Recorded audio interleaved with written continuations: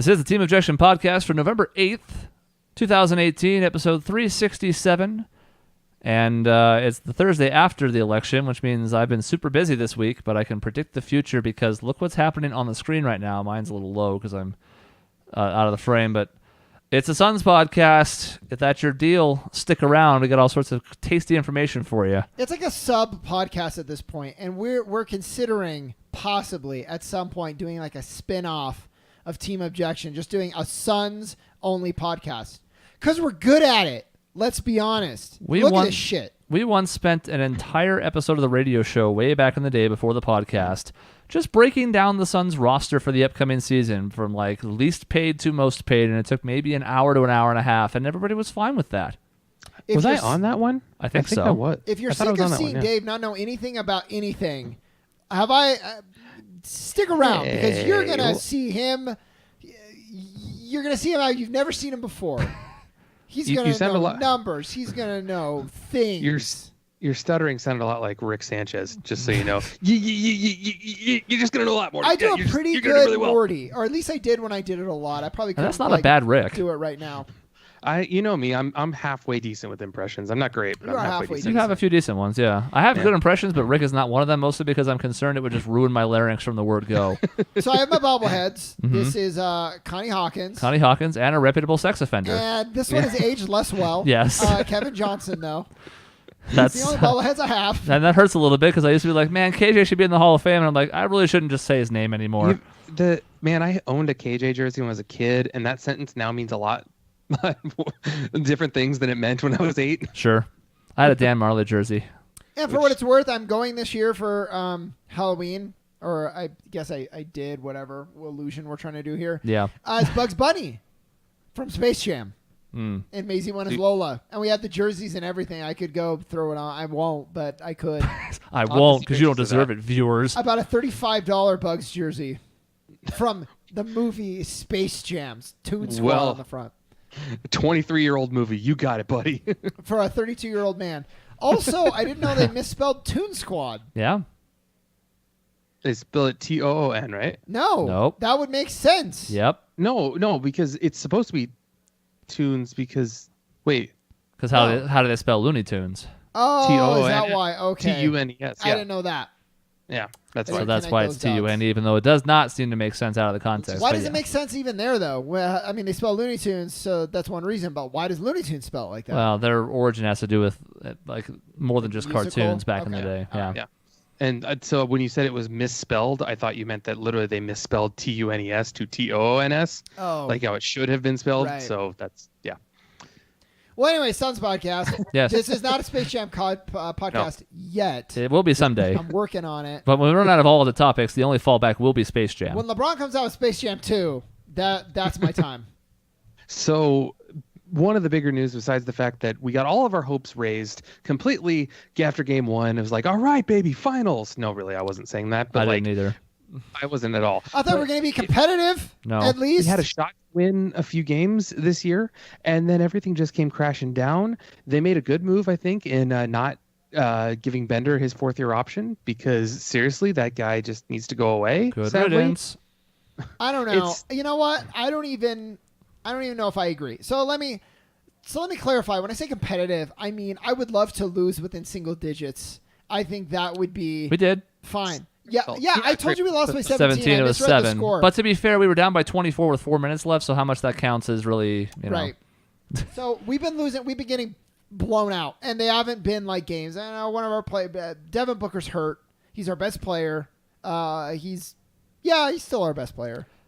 But last season, even amidst all the terribleness, before Booker pretty much was sat the rest of the season, we were pretty much competitive in most games. It looked like a young team that didn't know how to win down the stretch. We haven't even had a chance to try and see if we know how to win. We've been behind so much in every game except the Dallas game, it's hard to tell. And it hurts me because of Ayton, because he has blown away all my expectations. He is playing really good. I mean, maybe I hesitate to use the word phenomenal, but for a rookie, it's been pretty phenomenal.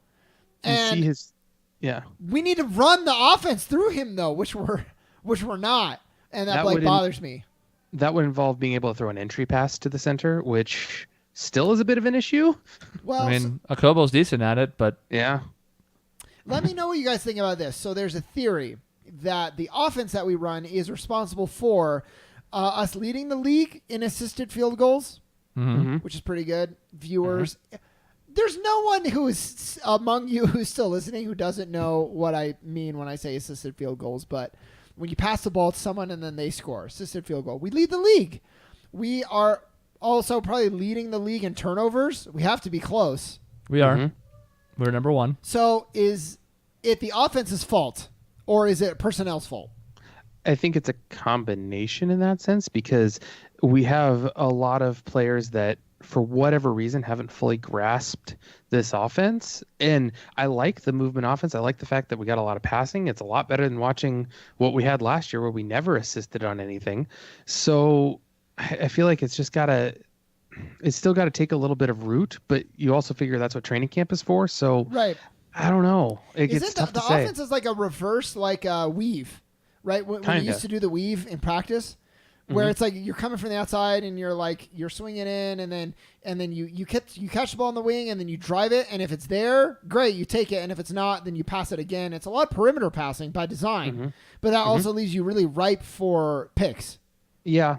It has a lot of backdoor screening too, which I love seeing that stuff. That's some of my favorite stuff to run in basketball is where you set that backdoor screen and all of a sudden some guy's wide open under the hoop. Yeah. But it just, for whatever reason, and I don't know how much you can attribute this to not having a point guard. I mean, Kobo has kind of stepped in and seemed to kind of getting there, but he's young. Not having any sort of point guard that can run this offense, I don't know what we can do. Yeah. Well, now. I read a comment that was like, it's almost like we need a position that can facilitate an offense for reasons. Let's just call it a point guard, and their job is to get the offense set up. It's weird, and you're like, yeah, that sure is what we need. So I just want to bounce some things off of you here. Number 1, I think the offense is fine. Yeah, It's been I nice agree. seeing ball movement and spacing. I think the except for assists, the turnovers. are bad, but I think that's attributed to a young team and carelessness. And turnovers on the surface are not necessarily bad. Like Golden State is a high turnover team because they get a little too fancy and full of themselves sometimes. But we're giving up 24.5 fast break points per game. That is worst in the NBA. There's only one other team over 20, and it's the Wizards, who are also god-awful. So, okay, I'm interested. 24 is the worst in the NBA. Uh-huh.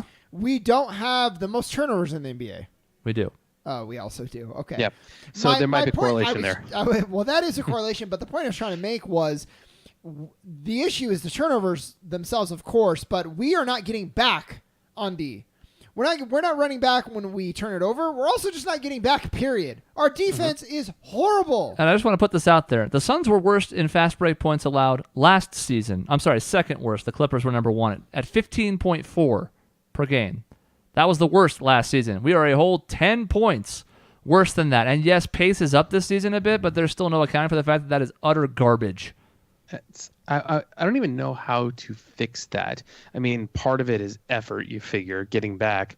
But the other part of it is just not being out of position that you don't even have a hope of getting back. Yeah. You know what I mean? I think a little bit of the perimeter passing is going to lend itself to some turnovers and fast break points. That's maybe a downside that's just going to happen. But that many, that's ridiculously too much. Well, when half of your roster is employed from the retirement home, it makes it really hard to get back on D. How long can we keep running Ryan Anderson out there? Well, so Dave, I'm so glad you asked because I do want to I want to go through like a personnel analysis. Okay. Okay. Early season, so I'm a gonna lot do- can change. I'm going to pull up since I'm like the host, I'm going to pull up a roster for the Suns, and we're going to do it in reverse points per game. How's that sound? That All right, sounds that sounds good. fantastic. Okay, so let me Dragon get that Bender, up. he's got to get out of here. He's I 0 will points per say- game. Get him out of here. The offense has been fine, and that's with Ryan Anderson and Trevor Ariza shooting something like approximately 10 for 150,000. Yeah. Now you say Dragon Bender and how he's a waste of space. I would rather play seriously, and I'm with you that he's terrible. I would rather play Dragon Bender than Ryan Anderson, and I would rather it's like when you're like Gambler's Ruin, where you're like, man, just this next one, I'm gonna win. I would rather be stuck in that forever, and just try one game. It's just gonna click, and he's gonna get all his potential. I'd rather do that than Ryan Anderson. I just can't figure out for the life of me. One, I guess how Ryan Anderson has just fallen off the map like he did, because when we got him in the trade, I was kind of like, okay, in this offense with a lot of passing, he should have a lot of open looks for three. It's just not there at all. So now that I'm doing a deep dive into the stats, they're sad. We'll get there. yeah, Okay. Dragon Bender to me is like the first few seasons of The Walking Dead, where they're at least pretending that there's some kind of hope. That there's a little bit of optimism that they're working for. Ryan Anderson is the last few seasons of The Walking Dead, where they're not even pretending. They want you to know it's bleak. There's no hope. You all just should die. All right, person by person, I have it ready. So we'll get to Anderson, and we'll also get to Bender very quickly. Okay. That was a fantastic analogy, Shaun. Thank you. Like, the more I think about it, like, damn. Points per game in 2018, and also now they're cooking downstairs. There's now onions everywhere, and I'm going to be coughing for the rest of the episode. Good. DeAnthony Melton has played 3 minutes. We're not going to talk about him. We have no idea. Dave, But also it's a good why analogy hasn't he played? because Ryan Anderson and Dragon Bender are both literally The Walking Dead too. So Correct. And Tyson Chandler. Melton, Yeah. I think he has potential. I wish he could play a little more. Why hasn't he? Yeah. Like, do we have any reason why he hasn't played? I thought he was actually going to be kind of one of these guys that we're really going to look at. You can only bring so many rookies along at the same time. He should be down in the G League team, but that hasn't started yet. Fair. So He's too I'm good assuming. at defense. He has no space on this team. Yeah. All right, next up, Dragon Bender, 0.7 points per game. What do I Wait, he say? scored? Yeah, he's made like a field goal and no threes so far this year. Oh. What do I say? I mean, I've said a lot about him already, but like what? I mean, what can you do? Goodbye. Here's what I'll say. Here's what I'll say real quick. There's been a lot of people who have given Ryan McDonough a lot of shit for drafting him, and that bothers me a lot because at the time, yeah, I mean, maybe you could have looked deeper in the draft, and with hindsight, it's great. But at the time, if we didn't take him fourth, he was going fifth. So I don't really have a problem with the drafting. I don't like that people give shit in hindsight. He had the look of a player that could be molded into a solid NBA star. Mm-hmm. I don't think his high. I don't think even his ceiling was ever like superstar, rock star. But there were a lot of tenets to his game that you thought could be moldable, and it turns out that the biggest thing he's missing is competitive drive, and you can't teach that. Nope. I don't know how you don't in that position. Like, if you play that way, I just don't understand how you don't have that drive. But that's exactly my problem. So, confidence is one thing, and he clearly doesn't have it. But if I'm ever in a lull in basketball, my shot's not falling, whatever, I'm turning it over on offense, at least I know, okay, get back, rebound, Play defense. play good defense, and it'll come eventually. You'll get back into the flow of things, but do the hustle things right. And, like, he's not doing that either. Like, Goran Dragic is a notable phenomenon for this franchise because of his weird career that's been here and elsewhere. When he was a rookie, we had, the Goran Tragic, and he had huge confidence issues, but you could see sparks, and you could see the drive and the will to win, and eventually that panned out for him, and that's awesome. That one game that Bender took one shot in 35 minutes, I wanted to strangle him. Because I'm like, look, there's being deferential and trying to be a good teammate, and there's actively hurting your team because everybody on the floor knows you're not a threat at all. Yeah. There are players that have flaws, like a Russell Westbrook. People know he's a 29% shooter from three for his career, so they might ignore that one little aspect of his game, but he does so much else. Now, that's a terrible comparison, I get, but, like, Bender doesn't shoot ever and does nothing else, so why is he even playing? Yeah. And that's the thing. There are certain players like Dia, right, where you'll relax on him because so often he's going to look to make the pass. Fine, but he's making a pass. I mean, he's a net gain for the team. Yeah. Bender's, he's not Come really, he exists. Bender's making plenty of passes. As soon as he touches the ball, he's passing it. He makes a useless Come on. perimeter pass, exactly. I miss the days where Boris Diaw was the worst of our problems because Yeah. you're like, Yeah. Boris, just lay it in. You're right there. What are you doing, pal? Do you guys think back, though, at one point we thought Marquise Chris and Dragon Bender are like kind of neck and neck, both disappointing, but like neck and neck. Now it's like I sort of wish we would have kept Marquise. He was a head case. He has though. not played. Interesting. He has played 0 minutes for the Rockets, just to put it out there. I'm not saying I don't agree with you. I think I would have preferred to keep Chris too, but I doubt the Rockets wanted Bender. That's what I was going to say. The Rockets didn't want him. No, and we didn't really have a choice, I don't think. But yeah, clearly the Rockets are seeing the same thing that we saw, and then that Marquise Chris sucks. yeah. I want let's see. I'm gonna go back real quick at That draft, the two. Yeah, because I want to see who 5, 6, and 7 was. it's not great. In between. No, You it's look Chris at that. Dunn. If you're pulling it up, Dave, got we it. can go. Oh yeah, okay, never mind. No So- vamping required. Chris Dunn, number 5. Better than those two, but still floundering with Chicago. And he's already been Buddy traded Hield. twice. Buddy Hield. Buddy Hield. Is I mean, playing pretty well for the Kings this year. He's Finally, fine. And then Jamal Murray, who's again. I think. Well, I don't know about but, I mean, think he's Jamal played Murray well. has potential All-Star. He has more potential, definitely, than either of the two that we drafted. All three of them are is better, but I zero. don't know if they're mistakes not to pick them over Bender at the time, especially No, given their draft profiles. Mm-hmm. I will say it is a huge mistake to have drafted both Bender and Chris.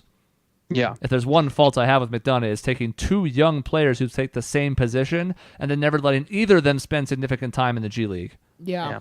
It's too bad, too, because I remember that thinking, what a win we had that day. But Now, has Bender ever played in the G League? I feel like he's been. I don't think so. So He played years in the 82. summer He league. played 82 games with the Suns last year. He played all 82 of them. The so only we player who didn't- did. We didn't pick up his option. Can we? But he's still with us for the year. Can we put him in the G Yes. League and just see? You can pretty much put anybody in the G League at this point. There's very few exceptions anymore. Because I wonder if we put him in and we just. I mean, at this point, what do we have to lose? He needs I to be mean- playing 30 minutes a night and just try and figure it out. The problem is he played 29 minutes a game last season in those 82 games, and he was a 7 PER. Yeah. 7. Lord. League average is 15. Stars are 30. 7. In Uh. baseball, that would be below replacement value, which would be to say he's a minor leaguer, which he is. Yeah. So, goodbye, Dragon. Which is too bad Yeah. because he's close to 7 feet tall. Yeah. Yeah. And he's 21. He's I only think- 21, and he might still figure it out. I really don't think so, but he might. But Yeah. let him be someone else's passion project because we have too many of the young players that need Well, attention now. If I was another team, I'd take a flyer on a minimum 2-way contract on him. Sure, why not? Yeah, but who? Not us. A contending team can't, unless they No. want to toss him on the G League, I guess. But Yeah. I don't know who's going to take a flyer on him. Yeah. So he sucks. All right. Rashawn Holmes at 0.8 points per game. You know what? He's I'm been not fine. that impressed, but at least he hustles, and that is something we need the rest of our team to do desperately. So I'm like, do we play him with like a Holmes, Ayton?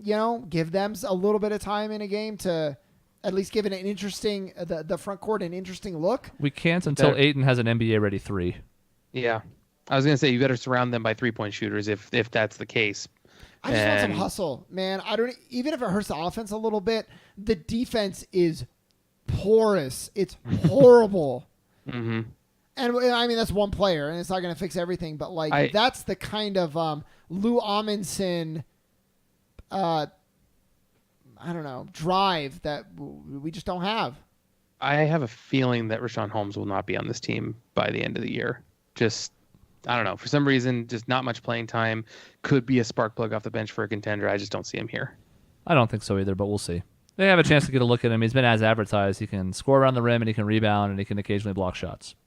That's what we knew he was, and that's what he's done. Troy Daniels, 3.7 points per game. Maybe no, not quite, but one of the people I want to see most not on this team anymore.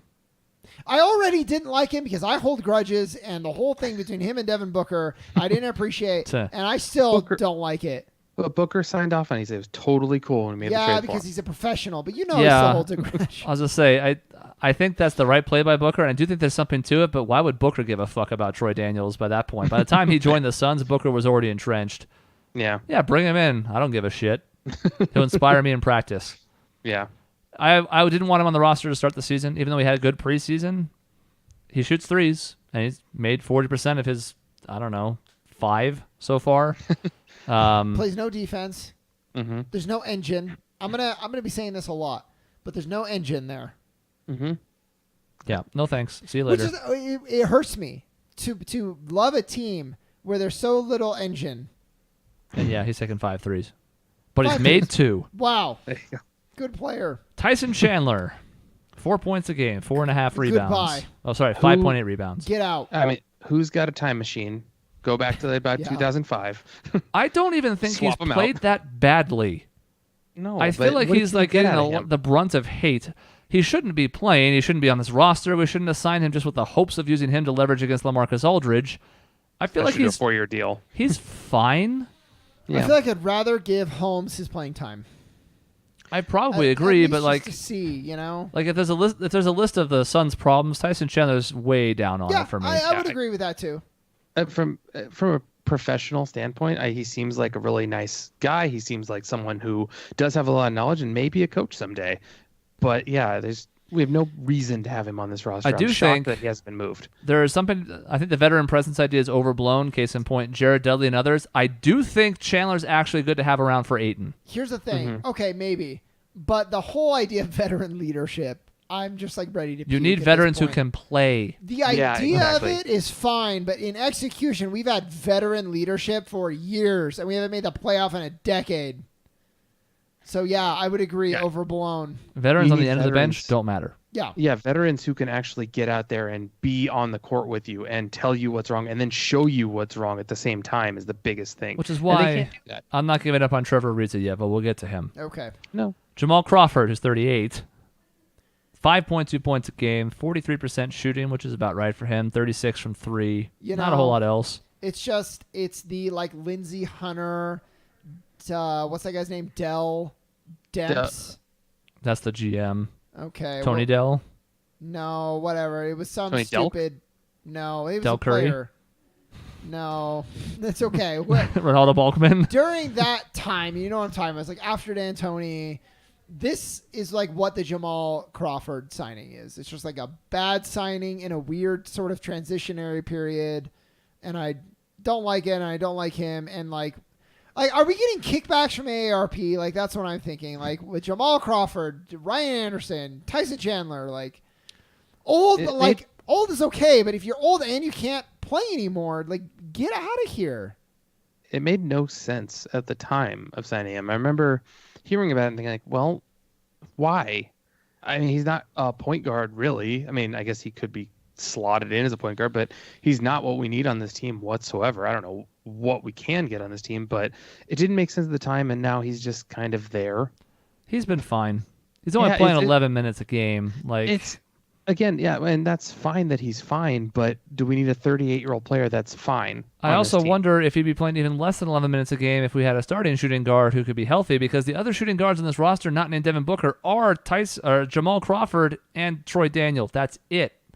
I guess Ariza can slot there, but they're not running him at the 2 in any lineups. Maybe Bridges, maybe. Yeah, again, maybe. So, like, why is he taking time? That is the big question. And he's next, by the way, why is Bridges only playing 15 minutes a game, 5.5 points, but has shown flashes of looking like an actual NBA player. Why are we giving time to an old-ass player who has no more potential when we could be giving that time, similar production levels too, to a younger player to develop them into something that is actually going to matter? How much of this can we pin on Kokoskov? We're going to get to him, I think.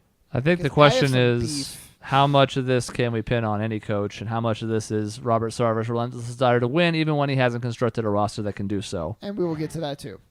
So, I don't have much negative to say about Bridges. He's looked lengthy. His shot looks nice. It's hard to block because his arms are so damn long. Defense has been solid. He's one of the few that has the engine that I'm talking about. Mm-hmm. I feel like he's doing pretty much what we expect him to do, and I think he can fill that 3-and-D role really well. I think he's just going to get better over time. The problem is the players that succeed as a 3-and-D player are ones who have superstars around them. Yeah. And we have one that could be classified as potential superstar. Maybe two. We have two, yeah. We have 1.5 between the two of them. I keep saying engine, and I think I'm meaning high motor, but you know what I'm saying. Engine is fine because we don't even have somebody who's gotten started. We don't even have a motor lately. I will say the calls to start Bridges, misguided. Yeah, I don't think we need to start him, but like more than 15 minutes. Now, if you put him in a 25-minute-a-game role and he continues to excel for 10, 15 games, then maybe. But right now, no. Actually, I want to talk about ideal starting lineups, but we'll get there. All right, everyone's favorite whipping boy, Ryan Anderson, 7.3 points per game, 36% from the field, Horrible. 22% from 3. Horrible. How many? On how many minutes 3.7 attempts per game. How many minutes a game is he playing? 23. That's a lot. It's a lot. he's horrible. And, I hate to see it when everybody's like, you don't want him. He sucks. Trust us. And we're like, no, we're going to give it. This is his renaissance. It's going to be fine. And he's exactly as advertised. He's exactly what we paid for. He's not this bad. I don't know what's going on with him and why he's not, because a lot of these shots he's getting are still open and he's not making them. But there's a reason why he wasn't playing for Houston by the playoffs. Yep. Mm-hmm. And it's not even just because of his defense. It's also because, we know Mike D'Antoni's system, and we know what the Rockets are doing. They were jacking up a league high in threes last season because they only want to shoot threes and layups. Ryan Anderson, decent around the basket, can shoot threes. Couldn't crack the rotation. Should be a red flag. Yes, the Rockets are more talented than the Suns top to bottom, but he couldn't play at all. Should have been a red flag. The defense to me is a huge... You guys, as I get older, I used to be like all offense, and now I'm like defense. I appreciate it. I like it more. He has none of it. I feel like today's NBA lends itself to having to be more defensive players because it's all kind of offensive driven. So when there are defensive players, you need to have enough of them to kind of combat the fact that it's going to be naturally offensive. How do you not care is my thing. When your player scores like 40 points, I take that as like, wow, that's my bad. I take that as an insult. I'm ashamed of that. It's one thing when they're good, but he makes mediocre players look really good, and that's the problem. Like if Clay dropped 50 last night, well, Clay's really, really good, and that happens sometimes. So okay, fine. This is not that at all. I was telling Maisie I could play better defense than Ryan Anderson, and I believe that. I really do. I know the players would abuse me because I'm short.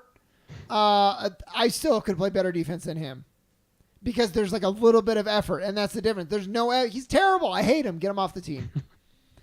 I know it's early. I don't want to overreact, but he will be gone if we don't trade him, which I don't think is going to happen because who wants him?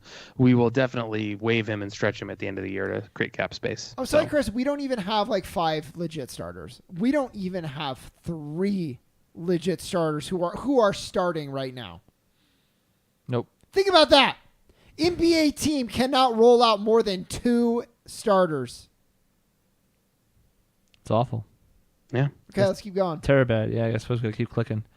Isaiah Kanan, 7.5 points a game, 3.2 assists, 3 rebounds, only shooting 27% from 3, also on 3.7 attempts. By the way, that was the stats I was talking about.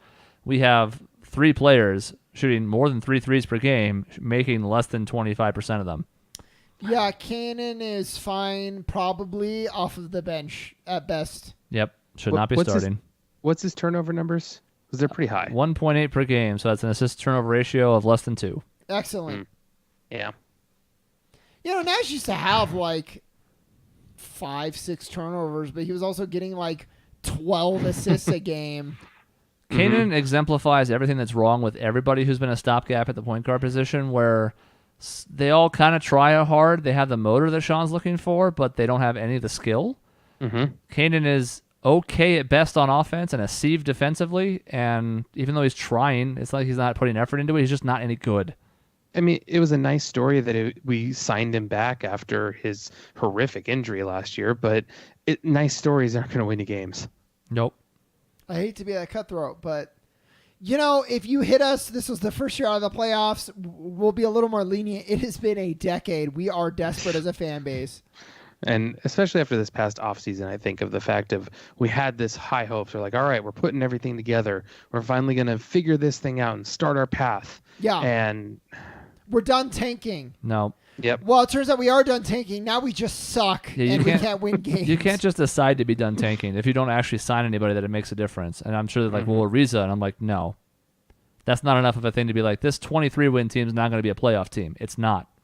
Now Ariza has been terrible. We'll get there. Okay. Eliot Kobo is the 6th leading scorer on this team in 4 games in 15 minutes a game, mostly because of his one outburst last night or Sunday. The only bright spots so far this season. 8 points a game, 2.5 assists, 1.3 turnovers, a rebound. I like his potential a lot. I mean, I remember hearing stories about him when we drafted him he had like a 41-point game in the French league, which take that with a grain of salt. But still, I feel like even in Summer League, I was watching and thinking like, all right, I can get behind this guy. I think he's got a lot of potential as not necessarily an all-star, but a good, solid player. And I like that, and I think we really need to keep rolling him out there. Yes. I think he should start. Speaking of that starting on this lineup. team, yes. On this team, absolutely, yes. Yeah. And even though I think Bridges is the more complete player right now, Kobo's playing in a position of drastic need. Mm-hmm. So people are like, well, why would you say start him this early? He was a second-round pick. Mikal Bridges is number 10. It's because we need a point guard who can actually run an NBA offense. And I'm not sure he's it, but I know Kanan's not. Yeah. Mm-hmm. We know he's not. He's proven that. So he's shooting 42% from 3, and that's a small sample size, but that still... He's shot 12 of them. It's not like it's 2. One of the highest on our team, right? Yep. That's sad. Only That's one higher. Can you guess who? Probably. Mm-hmm. Trevor Is Ariza. Is it Bevan Dooker? No, Yes. but we'll get there. Josh Jackson's 5th. 8.2 points per game, 37% from the field, You 25% from 3 on 3.3 attempts. So much is upsetting me this season. He's made 36% of his free throws. Go ahead. Just want to get that out there. Yeah, just 3.8 turnovers a game to 2.2 assists. It's a 0.5 almost assist turnover ratio, which is just pathetic. to say I'm off of his bandwagon is maybe too much, but I am very close. I think if you want to go analogy here, you threw yourself off the bandwagon onto a flaming pile of swords, basically. Yeah, like Because the sad part is now, hindsight, everybody does this, and I mentioned earlier, but like there are now people who are going back saying like, man, we really should have drafted De'Aaron Fox. And No. I remember at the time, I agree. No, we shouldn't have. But at the time, I was just thinking like, man, I felt so happy that Josh Jackson fell into our laps at 4. He was a consensus top 3 pick. yep. Yeah. And what happened? What I can't figure out. happened? Because it's not like his defense is great either, which is like one of the things we Which is- wanted. That was his calling card coming in. He's going to be a great defender and his potential for offense. He's been okay on the defensive end. Yeah, he's been not as okay. advertised. The bigger issue I have is can't shoot. Now, I do think a little bit of the blame goes to Kokoschka for this because I think if we broke down positionally where Josh Jackson's played the most, it's probably shooting guard, and that's not the right fit for him. Yeah. But he still looked awful in almost every facet of the game, and you can only attribute so much of that to the coaching or the decisions. You know, preseason was bad, and you only take so much from preseason, but this is in terms of Summer League, a seasoned NBA player looking like a novice in Summer League. Like, to me, that was about as bad of a sign from a Summer League as you can get. And just what happened to that guy over the last 20 games or so last season, where it looks like, holy crap, he's going to be an NBA player. His numbers were inflated. Of course, and they That were. was my fear, too. Because he was the only, like, him and Warren were the only scorers with no Booker for the last 20 games. And so he could, put up some numbers, but his percentages weren't great. You know, my issue is, like, I don't give myself too much credit, but, like, players, for me, they either pass or they don't pass, like, the eye test. And you can give all the advanced statistics you want, but, like, it really all comes down to the eye test. Josh Jackson has never passed the eye test. So, like Chris said, inflated numbers, he would put up points, but you go and you watch him play, you're like, that's not a very good NBA player. Which is why I have hope for, like, Mikal Bridges yet, because there are times where he looks like an NBA player. I don't know where he's going to be yet. I'm not going to be like, he's definitely going to make it. But there are times where I go, okay, yeah, we might have something there. I was already off the Jackson bandwagon in the offseason. I was fine with including him in trades, and now the wagon's already off on the horizon. I can't even see it as a spec anymore. And you know what hurts is we had some potentially franchise-changing trades that we could have done by including him, and we didn't know. So I can't blame us, but in hindsight, it hurts. There's one that I'm aware of that, by all accounts, we could have done had we thrown the number 4 pick in, and that was getting Kyrie Irving. And everything would be different right now if we had Irving. It's even hard to say. We'd be in the playoffs. We wouldn't have I Ayton, would that's say for that. sure. I think we'd be in the playoffs. That's true. We wouldn't have Aiden. We would not have Aiden. We might be a playoff team, assuming Booker could ever stay healthy. We'll get to him, too. Okay. The last thing I'll say is it was so pathetic to watch some fans who were just so adamant about not including him in any trades. Okay? Like he was some kind of, like his potential was just so high that we couldn't help but keep him. I think everybody overinflated the idea that we could get Kemba Walker, but if you're telling me you wouldn't include Josh Jackson in a Kemba Walker trade, you just should stop watching fucking basketball. Turn it off. Walk away. Because Kemba's gone nuts this year in a system that doesn't repress him offensively. Great. And Dave knows because he drafted him for his fantasy team. So, like, we could have been doing maybe quite well. done that. We could have maybe who knows? Who knows what was on the table or not? But Josh Jackson being untouchable didn't help. And we could be so much better now because he sucks. It was certainly on the table before last year's trade deadline. I don't know if it was in the offseason with a new regime coming in to replace Steve Clifford, but if Josh Jackson ends up turning it around, I'll admit I'm wrong. I'll be thrilled to admit I'm wrong, but I think he's Exactly. done. And I think he is toast. I haven't even given up on him yet, and I'm the furthest off the bandwagon. I haven't given up yet because there have been moments where you're like, okay, I see it. It's just, boy, this is a bad look. I think he's toast. And that might be years of negativity saying that for me, but like It's also going to have to eventually raise the question, do we just suck at player development? Or are all these players actually bad? I don't know. But the trend line's heading towards we just suck at player development and we got lucky with Booker. We'll see with Ayton. Maybe he's just so good it doesn't matter. Trevor Reese is fourth in scoring at 9.5 per game. That's right, folks. We only have 3 players left, and still we're not in double digits per game. I also hate him, but I think he will probably play better. He's been dealt a shit hand. I mean, this is a guy who's been on finals teams. This is a guy who's been in the playoffs for years. And yes, he made the decision by signing the contract to come over here and, get $15 million to play for what he knew was going to be a bad team. But even so, like, I don't know what we are going to get out of him for the rest of this season. Because it's not veteran leadership, I don't think. I think he's fine. I've heard he's doing okay on that end, on the veteran leadership end. I think he'll be fine there, and I think his on-court product's been a little bit disappointing, but about what we expect. I think his defense has been fine and as advertised. People are trying to get on him about that, and I'm like, he's drawing the toughest assignment every night, and who the fuck is going to help him on defense? Yeah. Who's going to be a help defender? Even Ayton, who's done, I think, a little better than expected, is not a good defender yet. And then what? Devin Booker? Josh Jackson? Isaiah Kanan? Those are going to be the help on switches and stuff? Ryan Anderson? No, not happening. So, I mean, a little bit disappointing, but he's only on a 1-year deal. He's not going to be here more than this season. So I'm like, whatever. He's fine. Yeah. TJ Warren is third. 15.2 points per game. Eureka. We found an NBA player. Hello. It's been nice to see him because I remember he was the talk of who was going to be traded in the offseason. He was the one like, yeah, throw him in the deal. And, I mean, with the gift of hindsight, man, I would give away Jackson for everything. Yeah. Keep Warren because the fact that he has improved his 3-point shot to something that's respectable now is huge for his game. He is the team leader, by the way. 48%. He's the best on the Suns. Interesting. I mean, knew that. Had I thought shot. about it, I know what his percentage is. Mm-hmm. And that's the big thing is he came in. We used to trade him because he's a one-dimensional player. He still kind of is, but he's a 3-pointer now, and that's huge. That's to me, that was the hole in his offensive game. And the fact that he is now, I mean, he's not shooting a volume of threes, but the fact that he's hitting them and making people respect it is huge for him. Shooting almost 4 a game. I don't think this percentage is going to continue, but it doesn't matter. If he makes 38% of his threes, he is a bona fide NBA rotation player and probably a starter despite his defensive lacking. Now, my question is that why we're seeing such good production levels now? Is because he's coming off the bench and so he's playing against bench units? Like, I don't think so. I hope not. Yeah.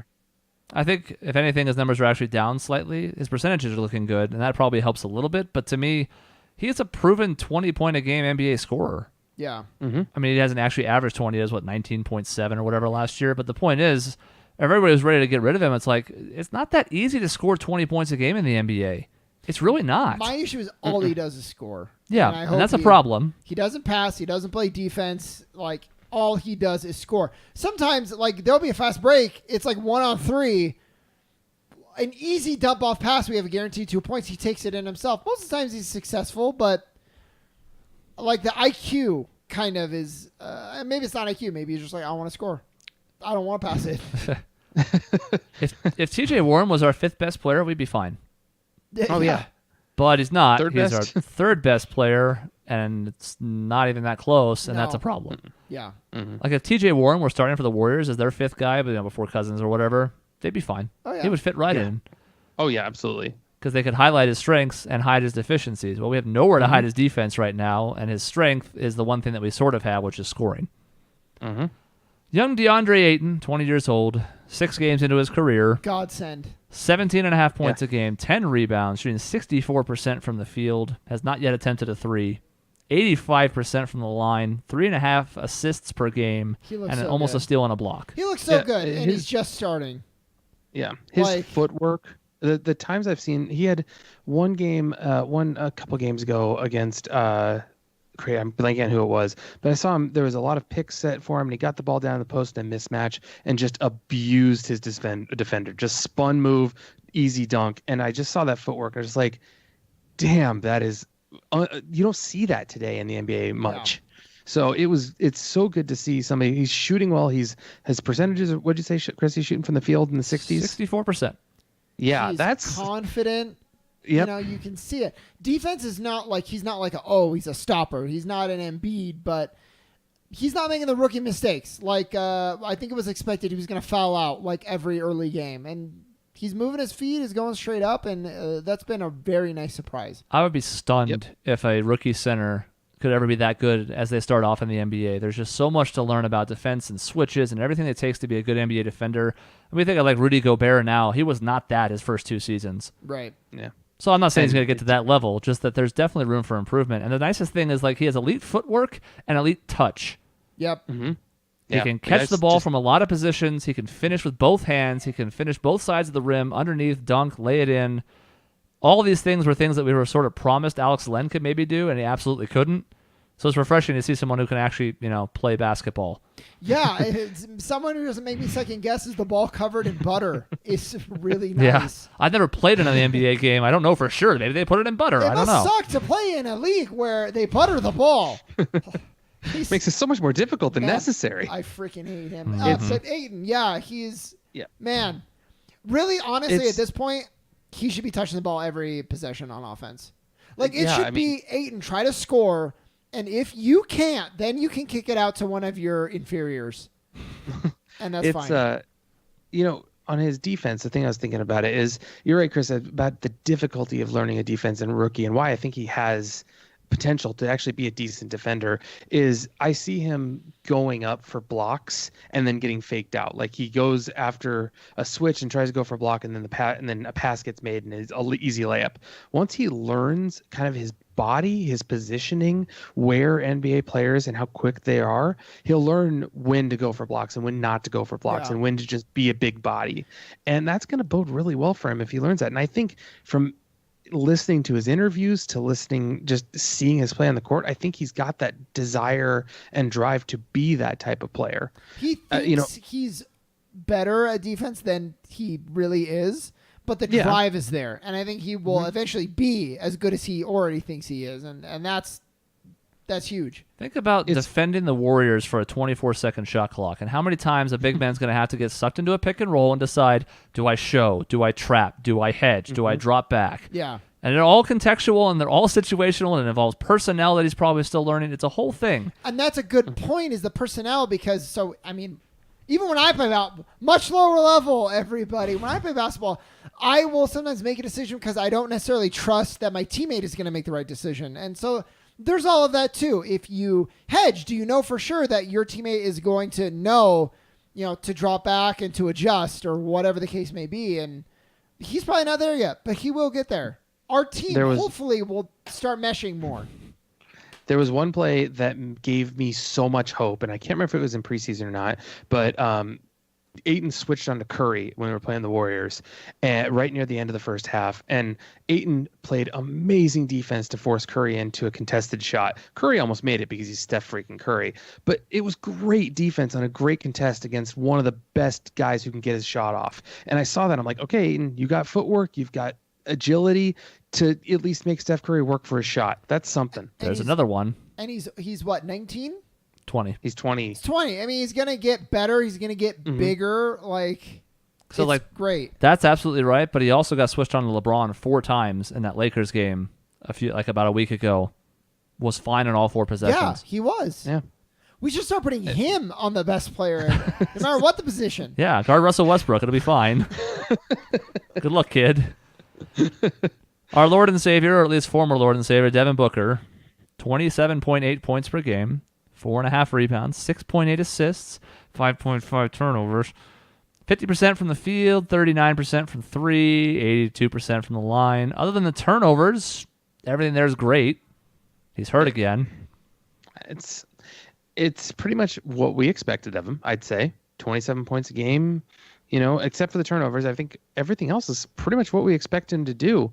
And after that first game against Dallas, when he went nuts, it was like, okay, this guy's got the winning mentality that everyone said he didn't have, which was kind of a cool, like, okay, he took the game over and won the game for us. Fantastic. Let's build on that. Yeah. And we didn't build on that. I don't know that he's a max player. Okay. He is a max player on our starved Suns team. Mm-hmm. We had to. And that was a good call. We had no other call. Across the NBA, I think it's yet to be seen. He could be. I don't know yet. Max player is so much money. He's a max player. Mm-hmm. By the NBA's context, with a salary cap that keeps people in check, so that LeBron isn't a max player at like $60 million a year, he's a max player. Mike Conley's a max player. Devin Booker's a max player. Is Mike Conley actually a max player? Yeah. I guess that's my question. Yeah, he got the biggest contract in sports 2 years ago. Well, yeah. So I know what he got paid, but like, is he actually a max player, or was he overpaid? I think he's actually a max player. Okay. He's not a top 10 player, but the idea of a max player, it sounds like, when you say max, it sounds like, yeah, you're the best because you're max. Well, yeah, but the way the max salary works in the NBA, it's so skewed in that sense. Zach LaVine's a max player. Devin Booker's a max player. Yeah, well, I mean, I don't know. We're kind of getting lost in the definition of it, but Yeah. still, even with his defensive deficiencies that I have not really seen improve at the rate that I had hoped, because I don't expect him to be a great defender, but I'd like him to be average. Even with that, there are maybe 6 people in the league who can put up 30 so effortlessly, and he's one of them. Mm-hmm. Yeah, why is his defense not there? I don't know. Like, it looks like he could be there. I'm hoping it's because he has to carry so much of the offensive load that it's kind of a James Harden situation where you can see him lock in sometimes, but most nights he absolutely doesn't. I'm worried that it's actually worse than that. Well, because I never see him lock in. Like, I was going to bring that up. Like, even like Carmelo Anthony and some of these other players, back in the day, when he wanted to play defense, he could play defense. I don't really see that from Booker, but I mean, maybe you're right. Maybe he's just so gassed because we have no other options on our team. I worry that it's becoming entrenched at this point. That's also a fear, yep. It's one of those things that he's been basically since halfway through his rookie year pretty much handed the car keys. Yeah. Because we had nobody else. At 19, he was pretty much handed the car keys of this franchise. And I don't know. You figure Kokoschkov will hold him accountable on defense, but it hasn't really improved that much. And then he got hurt. I don't know. He's smart enough. I think he's smart enough to, like, again, we talk about the summer, like he was playing with Kevin Durant and some of those other players and playing pretty well. And those are players who play defense. Mm-hmm. Kevin Durant is defense pretty good, right? Especially, his arms and legs help that. Yeah, when he wants to be good, he's a top 5 defender. He, again, does not put that level out every night. Yeah. But I also think that Booker right now is actually a average to good individual defender. In one-on-one situations, he was even taking on Durant when they played the Warriors like a week and a half ago and holding his own pretty well. He is atrocious in the pick and roll, and I cannot for the life of me figure out why. He dies on screens. He can't go underneath and contest. Everything about the pick and roll seems to stymie him, and he has good floor vision. He has a good understanding of the game, but in pick and roll situations, he is a god-awful defender. And it feels like something that gets taught at every level of basketball. So I don't know. Yeah, you run pick and rolls in 5th grade. Yeah, exactly. It's an easy to understand concept. It is really complex in the NBA level. The defending the pick and roll at the NBA level is insane because, as you were talking about earlier, personnel that's on the floor, who is setting the pick, who has the ball, who your defender guarding the guy who's setting the pick is a big deal. So there's a lot that goes into it. But when this is your life there, you just gotta learn that stuff, and to see not much improvement is a little disheartening. Right. So I have a couple more things I want to talk about. We probably only have time for one. We touched on Kokoschkov, and he's probably partially to blame. It's also partially what he's been handed from Sarver and Sarver's influence. He's had some weird weird minutes and weird decisions, but I hope he's going to get there. More than that, though, in the time we have left, I want to talk about like what is your ideal starting lineup for this team. Let's assume Devin Booker's healthy ever again for this question. He'll probably play the next game too, but yes, I still it feels bad even though he's only missed 2 games. Like here we go again. Yeah.